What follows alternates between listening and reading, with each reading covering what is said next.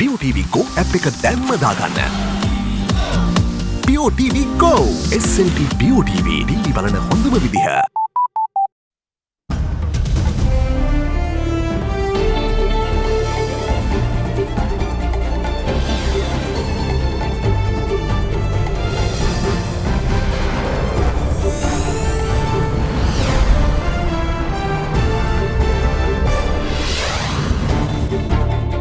Tonight, it's not over. State of emergency extended. In crosshairs, Attorney General calls for a comprehensive investigation on several security bigwigs, including the IGP. Stop protecting Badiuddin. Promises of disruptive behaviour over reluctance to grant a debate on the no confidence motion against the minister.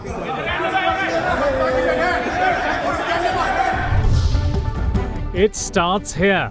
Prime Minister intends to end the ethno-religious school model. All that and much more coming up on First at 9 this Wednesday, the 22nd of May 2019. අයඩෙක්ස් ඇතුළත ඉදිමීම සමනය කරන අතර විනාඩි 5කින් ක්‍රියා කිරීම ආරම්භයි. අයඩෙක්ස් දිවියට නව දිරයක්. අයඩෙක්ස් වෙතින් එසේ කැක්කුමට විශේෂඥා අයඩෙක්ස් හෙඩ් ෆාස්ට් ඉක්මන් සහනය අදම අත්විඳින්න. From AdaDerana, this is AdaDerana First at 9. Live from Studio 24 in Colombo.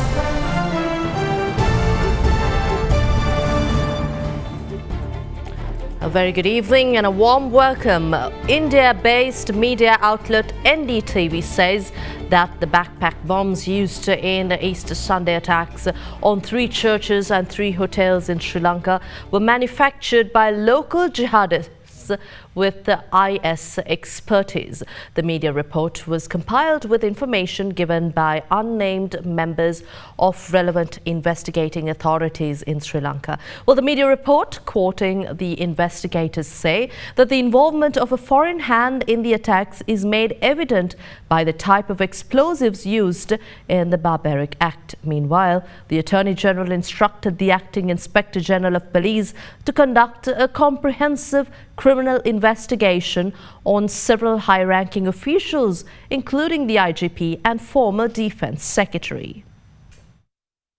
Coordinating Officer to the Attorney General, Nishara Jayaratne, today announced that the Attorney General had directed the acting IGP to conduct a comprehensive criminal investigation by the CID regarding the Inspector General of Police, former Defence Secretary, State Intelligence Chief, Commanding Officer of the Special Task Force and Senior DIG of the Western Province. The directive was given after the Attorney General deliberated 2 interim reports produced by the Board of Inquiry following Easter Sunday attacks.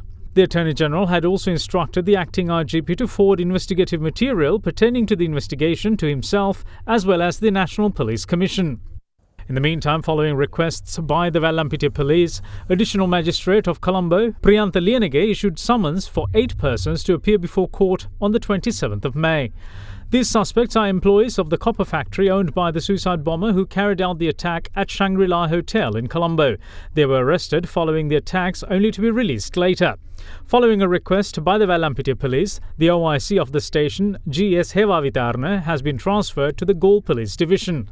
Police spokesperson's office announced that the transfer was made as per the approval of the National Police Commission to meet a service requirement. Meanwhile, 30 suspects who were remanded in connection with recent incidents of violence in Minuangode were released today on sureties of 100,000 rupees each. Relatives of the suspects allege that they were arrested on false charges. A group of religious representatives, including Buddhist clergy, today paid a visit to the Vocational Training Centre in Puntottam in Vaunia to clarify information that 35 refugees of Afghan and Pakistani origin are residing at the centre. AdaDerana reporter on the ground said Buddhist clergy were not allowed to enter the premises, with reports being circulated that these refugees have been brought to the centre by an organisation affiliated to the United Nations. Several protests were held in Vaunia. Meanwhile, police special task force arrested a person in Maradamuna of Kalmune on suspicion of being affiliated with the so-called ISIS. A book with extremist content was discovered in his possession. Further investigations are being conducted by the Kalmune police.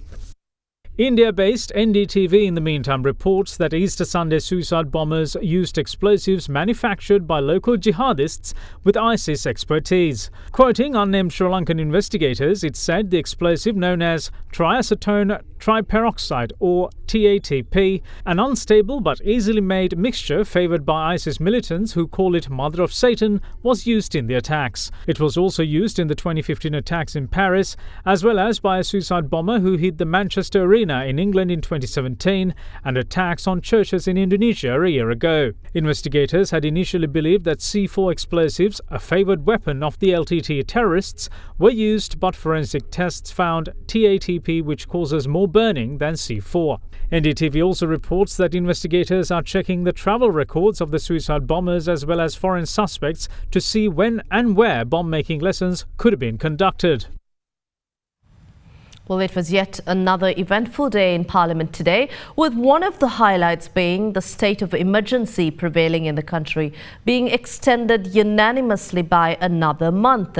In the meantime, the government's proposal to appoint a parliamentary select committee to investigate the Easter Sunday attacks also passed in the House uncontested. Emotions, however, ran high when a date to debate the no-confidence motion against Minister Rashad Badiuddin was not immediately forthcoming. Today we request this parliament to give us a date to debate this no-confidence motion. The minister can resign before it if he can't face it. It is his choice. Myself and the United National Party parliamentary group examined this no-confidence motion along with the Prime Minister. This only includes allegations against Minister Rashad Badiuddin and there is no proof. I ask everyone who alleged the Minister of wrongdoing to present proof to this committee. We're not ready to let this parliament defame anyone. We're not ready to accept this no-confidence motion.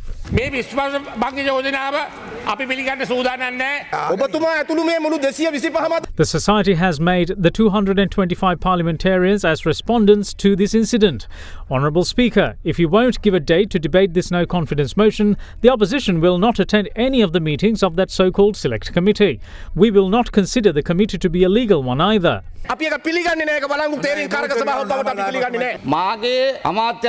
I reject the allegation that a Maulavi is the advisor to my ministry. I responsibly say that rumours of the Maulavi being arrested is also a lie. The allegation that my coordinating secretary was arrested is also not true. I also reject the allegation that my brother was arrested. I got a letter from the IGP stating that nothing of the sort ever happened. All these allegations are results of media mafia. I have never influenced the army commander to release anyone either. I'm stating this subject to correction. Minister Rashad asked to take up the no-confidence motion for debate, saying he is ready to respond and he already replied to 2 allegations. When he himself asks to take up the motion, it's in your hands to set a date for this. Please give dates for it and remove doubt from the people.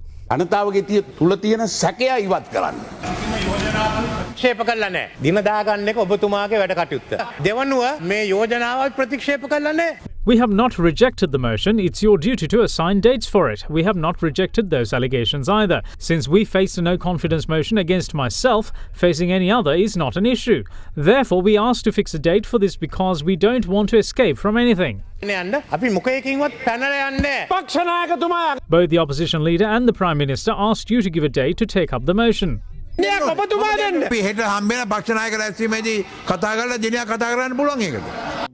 The government today tabled a proposal in Parliament to appoint a special select committee to look into the Easter Sunday attacks and compile a report.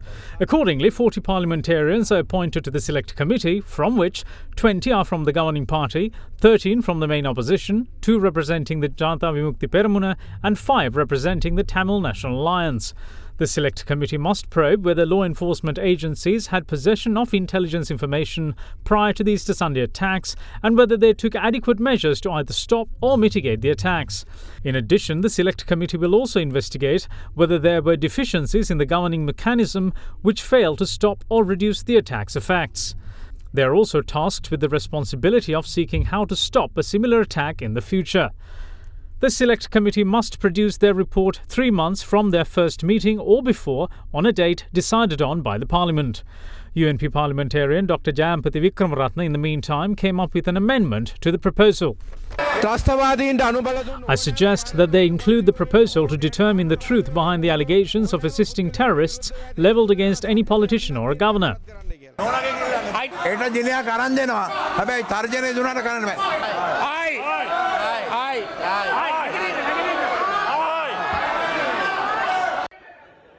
The proposal, however, was passed without a vote.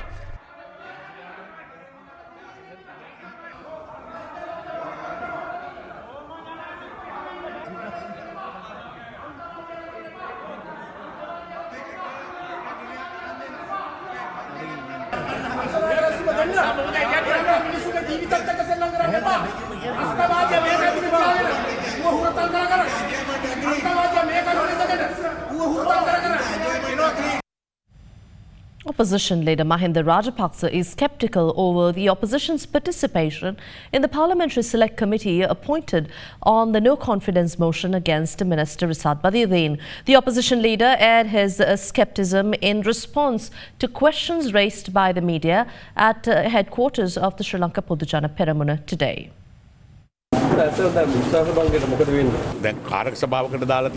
Now a select committee is going to be formed on the no-confidence motion, giving less importance to it. The main opposition will convene and decide if we should be a part of this. There is a view within the opposition that since the majority is from the governing party, why we should join it. We wonder if there will be any use of us sitting in this committee.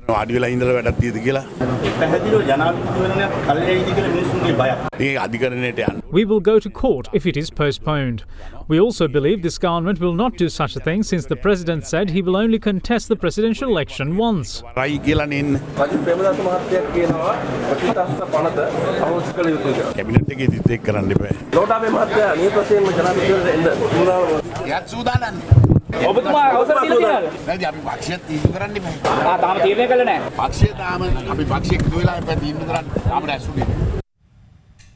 UPFA parliamentarian Mahindanand Alutgamage today threatened to disrupt parliamentary proceedings if the no-confidence motion against Minister Risad Badiuddin is not taken up for debate by next week. Addressing a media briefing held at the opposition leader's office, Alutgamage insisted that there is enough evidence against Badiuddin to remove him from his ministerial position.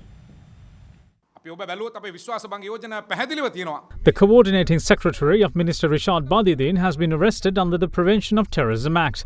One of his advisors is also arrested. It is revealed that father of the suicide bomber's siblings and the minister's brother had pepper businesses. The minister had clearly put pressure on the army commander to release an accomplice of the attackers. He devalued Sri Lankan pepper business with the terrorist's father. What more must be said against Minister Risad Badiuddin? He had challenged the government, saying that he helped to establish it and he would leave if the UNP speak against him. Then the Prime Minister was scared. The government is protecting a terrorist who destroyed thousands of lives in order to protect their government. Many UNP parliamentarians said they will vote in favour of the motion. We also discussed with MPs of the Tamil National Alliance and demanded that they too vote in favour of the motion. If we are not allowed to debate this no-confidence motion next week, we will not let the Speaker carry on with the proceedings in Parliament. Meanwhile, the National Mahasangha Council organised a satyagraha demanding the removal of Minister Risad Badiuddin, Western Province Governor Asad Saleh and Eastern Province Governor MLAM Hizbullah from their positions. Officials of Lanka Satasa are ready to give statements against Minister Badiuddin on how he used the institute and its vehicles for other purposes. There is evidence on how he maintained relations with terrorists. His relatives have had direct links with terrorists. His party's Central Committee and Treasurer have direct links with terrorists as well. The President can remove Badiuddin from his ministerial position. We don't have the power to remove the governors of Eastern and Western provinces. With over $100 million of funds provided by a suspicious Middle Eastern NGO, they established a university in Batticaloa. This will be the factory producing suicide bombers to the entire South Asian region. Asad Saleh said that the Muslim community must be armed. It is only the President who has the power to remove both of these governors, and he must do so. Otherwise, we will gather hundreds of people in streets demanding it. The President must remove all three of these individuals from their government positions within the next 2 weeks. සති දෙකක් ඇතුළත ඔබතුමා මේ තිදෙනාම රාජ්‍ය බලයේ දරන තනතුරු වලින් ඉවත් කළ යුතුමයි. Prime Minister Ranil Wickremesinghe insists that all schools in Sri Lanka must be regulated by the government. Speaking at a function held at the Temple Trees this morning, the Premier added that even religious schools will be placed under state purview with the exception of Sunday schools. The Premier went on to reiterate the government's dim views on the establishment of Sharia universities in the island. The biggest issue we have right now is whether to have separate schools based on religion or whether to have common schools for everyone. We have already decided to take all religious schools under the purview of the government except Sunday schools. Muslim parliamentarians agreed to establish a board to overlook madrasa institutes and take them under the purview of the Ministry of Education. We will not allow the establishment of Sharia universities in Sri Lanka. We need to have a common schooling system. It is all right to name a school under the name of a religious leader or a saint. The question is, should they be categorized as Sinhala, Tamil, Buddhist, Catholic, Christian or Muslim? 1 or 2 years must be given to convert such schools into public schools. The international schools don't belong anywhere and they must be regulated. The Ministry of Education should be given necessary provisions to regulate them and oversee their syllabus. President Maithripala Sirisena has directed security units to ensure that members of the general public are not inconvenienced by road closures when providing security for VIP movements. The presidential media unit said that attention fell on the topic during yesterday's cabinet meeting. In the meantime, the president has promoted 10 brigadiers of the Sri Lanka Army to the rank of Major General. Meanwhile, Vishishta Seva Vibhushana medals were also presented to members of the Tri-Forces under the patronage of the head of state today at the Presidential Secretariat. 65 officers, comprising those still in service as well as retired, were given the honour.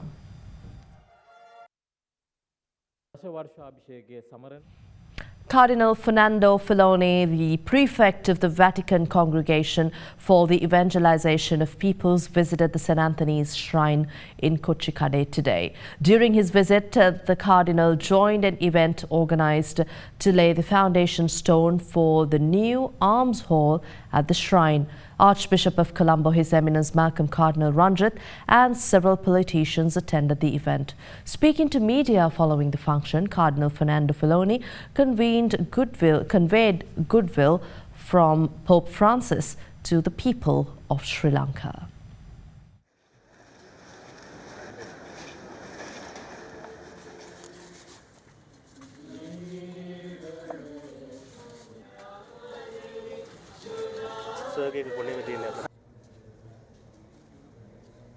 Business news coming up shortly after this break.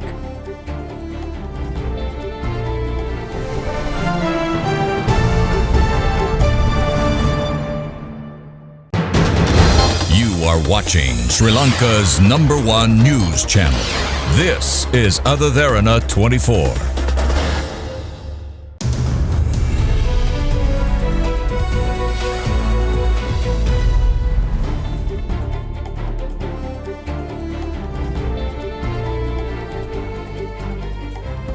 Well, in your business news, there could well be a three-way joint effort on the horizon to develop a terminal at the Colombo port. Quoting an unnamed Indian government official, media outlet Bloomberg says that India, Japan and Sri Lanka are set to sign a memorandum of understanding in the coming months to build the East Container Terminal at the port of Colombo. It also says that the venture must not be seen as a countermeasure to China's Belt and Road Initiative. A media report published by Bloomberg claims that they spoke to an unnamed Indian state official over the Colombo port development, especially the expansion of its East Container Terminal. It says that tripartite agreement will be inked by Sri Lanka, India and Japan, and that India and Japan will seek private sector investment and a terminal operator after the framework agreement is signed, with India likely to provide easy credit. The report goes on to say that Sri Lanka will control 51% of the project, with India and Japan jointly controlling the other 49%, unlike the Chinese-operated Hambantota port. The media outlet also quoted a Sri Lankan government official under the condition of anonymity, claiming that Japan would provide a 40-year yen loan with a 10-year grace period. A foreign policy fellow of Brookings, India, Constantino Javier, meanwhile believes that the tripartite move reflects India's new openness to cooperate with Japan, the US and other Indo-Pacific powers in its immediate neighbourhood.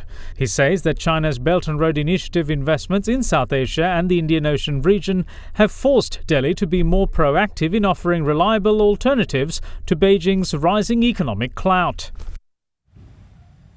Sri Lanka's central bank will consider all options to support the economy in the wake of last month's terrorist bomb attack, which included reducing the the reserve ratio at its next policy meeting. Speaking to Bloomberg yesterday, Governor of the Central Bank, Dr. Indrajit Kumaraswamy, said that indicators point to a strong case for relaxing monetary policy. He added that Easter Sunday attacks were a big hit to the country's growth and it widened the output gap even further. Governor of the Central Bank of Sri Lanka, Dr. Indrajit Kumaraswamy, said in an interview in Singapore yesterday that there is a strong case to relax monetary policy when looking at the indicators. Referring to the statutory reserve ratio, he added, quote, "All options are there. It could be a SRR, it could be a policy rate reduction, or it could be a combination of the two," unquote. The central bank left its benchmark lending rate unchanged at 9% on the 8th of April and signalled there was room for monetary policy easing. The next policy decision is scheduled for the 31st of May. In February, the central bank cut banks' liquidity ratio to boost money supply in the system. Dr. Kumaraswamy also said that the Easter attack was a blow to Sri Lanka's growth and it has increased the output gap even more, and the private sector has also slowed down. He added, quote, "Monetary aggregates are where we want them to be, so there is certainly a case for relaxing monetary policy," unquote. Meanwhile, touching on currency outlook, the governor of the central bank said the rupee should remain fairly stable as long as the global environment is favourable, with the Federal Reserve pausing in its rate hiking cycle. He went on to say that Sri Lanka is less affected by the renewed dispute between the US and China, as the South Asian nation is not part of the Chinese supply chain, but it's more exposed to a slowdown in the US, the country's main export market. The governor was also buoyant over the narrowing of the trade deficit to $1.7 billion in the first quarter of this year from $3 billion in the same period a year ago.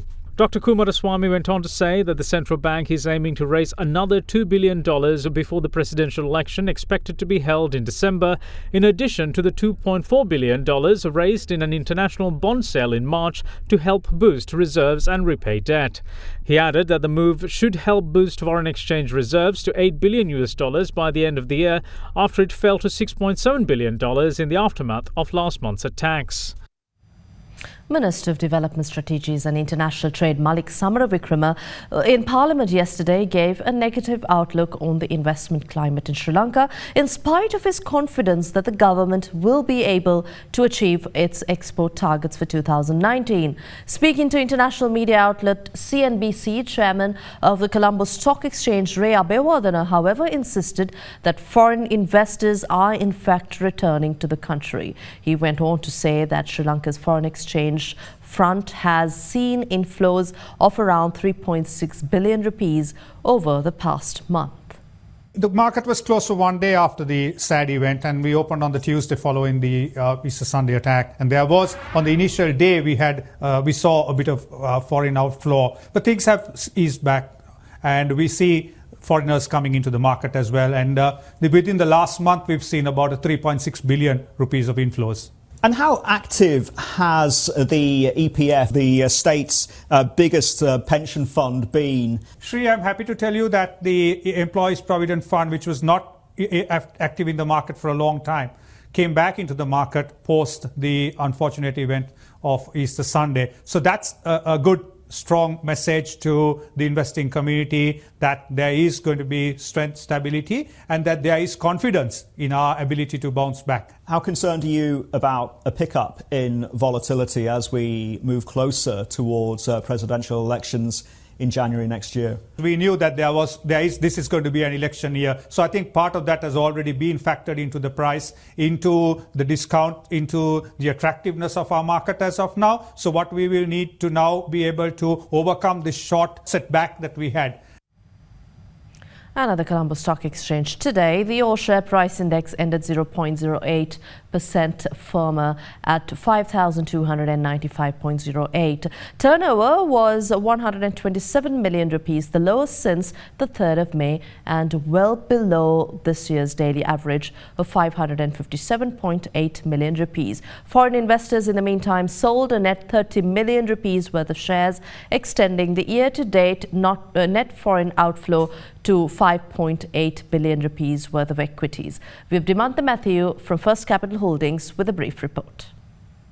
Positive momentum continued in both debt and equity capital markets as life returns to normalcy following the Easter Sunday attacks. Bonds continued to see strong buying interest, especially in the shorter tenors, heavily supported by today's bill auction, which saw the 1 year dipping to 8.9%, coming below 9% for the first time this year. Equity market turned out to be green for the fourth consecutive day, however saw significantly low turnover levels of a mere 127 million rupees. And the Sri Lankan rupee ended at 178 rupees and 8 cents against the US dollar, compared with yesterday's close of 176 rupees and 25 to 40 cents.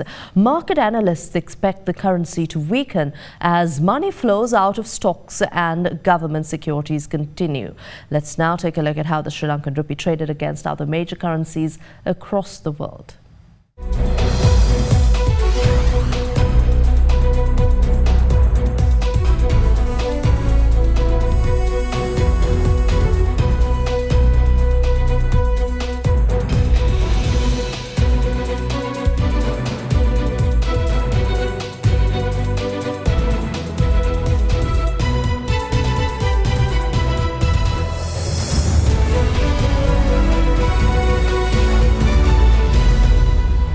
The latest from overseas and in the sports world is coming up right after this short break.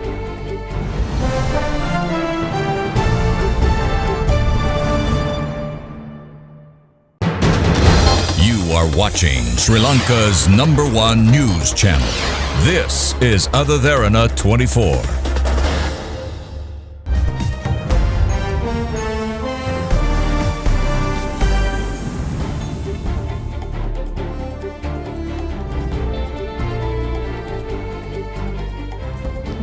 Overseas, Prime Minister Theresa May set out a new deal for Britain's departure from the European Union yesterday, offering sweeteners to opposition parties in her fourth attempt to break an impasse in Parliament over Brexit. 3 years since Britain voted to leave the EU and almost 2 months after the planned departure date, May is mounting a last bid to try to get the deeply divided Parliament's backing for a divorce deal and leave office with some kind of legacy.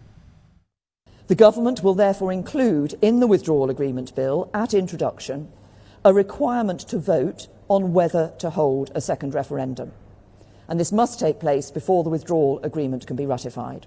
So to those MPs who want a second referendum to confirm the deal, you need a deal and therefore a withdrawal agreement bill to make it happen.